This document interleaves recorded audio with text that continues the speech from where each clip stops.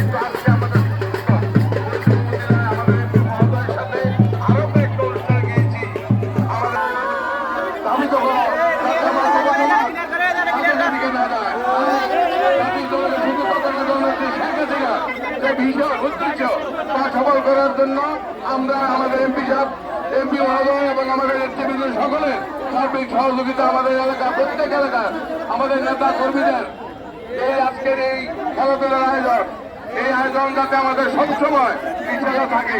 আর বিশেষ করে আমাদের গোবিন্দপুর, আমি জানি না বিল্লাল, এই মাঠের পশ্চিমাংশে যদি আমরা আর 10 অন্তত 20 যেতে পারি, এটা একটা ভালো মাঠ হবে। তাই খেলার মাঠে আমি গিয়েছিলাম, আমাদের এই এলাকার আমাদের আজকে বুর্জং বরপার আমাদের কোনো খেলার মাঠ তেমন নাই, বড় কথা বলে লাভ নাই। আমরা এখন আগের যে বড় বড় চিন্তা ছেলেগুলো নাই, তাই আমাদের একটি মহাজন আছেন, উনি আমাদের সকল দুঃখে ঝুঁকে আছেন। তাই আমি বলবো এইগুলো অব্যাহত রাখতে হলে খেলা মাঠ প্রয়োজন, খেলার মাঠ না। তাহলে এই খেলা মাঠটা তাদের সম্পত্তি এবং তারা এই এলাকার অনেক দানবীর, গোবিন্দপুর যদিও এই অত্যান্ত এলাকার ভিতরটা ভরে অনেক দানবীর আছে। বিশেষ করে এখানে আমাদের কালঙ্ক ওই আবু হানিফ থেকে আরম্ভ করে অনেক জহির ভাই, এই এলাকার যারা বিদেশে থাকে এবং যারা ইঞ্জিনিয়ার, ওই আবুল হোসেন, আমার ছোট ভাই আবুল হোসেন, তারা কিন্তু অনেক বড় লোক না, কিন্তু মন থেকে অনেক বড়। তাই আমি আশা করবো আমাদের এই এলাকার এই গোবিন্দপুরা ভিতরে গরুবাসীর ভিতরে শিবপুর আমাদের এই এলাকার সকলে বসে যাতে আমাদের এই মাঠটা অব্যাহত থাকে, আমরা আরো 10 বিঘা ওই যে পশ্চিম দিকে যাইতে পারি। এই জমিটা কিভাবে চিরস্থায়ী ভাবে আমাদের এই এলাকা